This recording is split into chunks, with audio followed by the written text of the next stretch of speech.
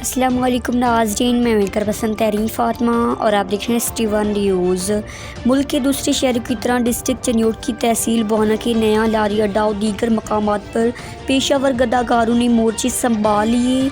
ये पेशावर गदागर अपने मासूम बच्चों से भीख मंगवाते और खुद बड़े सोए रहते हैं या जुआ खेलते रहते हैं। हालांकि ये इन बच्चों को खेलने कूदने और पढ़ने के दिन हैं। इन पेशावर गदागारों के खिलाफ कार्रवाई अमल में लाई जाए। मज़ीद जानते हैं अपनी नुमाइंदा अख्तर इस्माइल रजोखा से।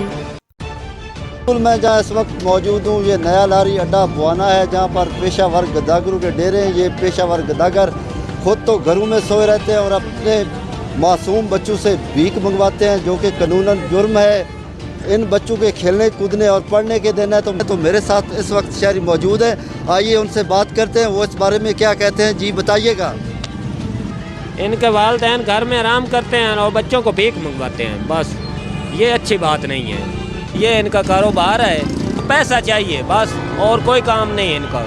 बच्चों की तालीम और इनका मुस्तकबिल जी मंगण वाले जड़े ना बहुत तंग करते हैं। इन्हों के घर वाले जो जुआ खेडते हैं, गेमां खेडते हैं, तो इन्हों की बच्चियां जड़ियाँ वो आके इतने मंगदियां, बहुत तंग करदियां रेहड़ी वालों और पैरां ही पै जांदियां, आवाम नूं बड़े वास्ते पैंदियां।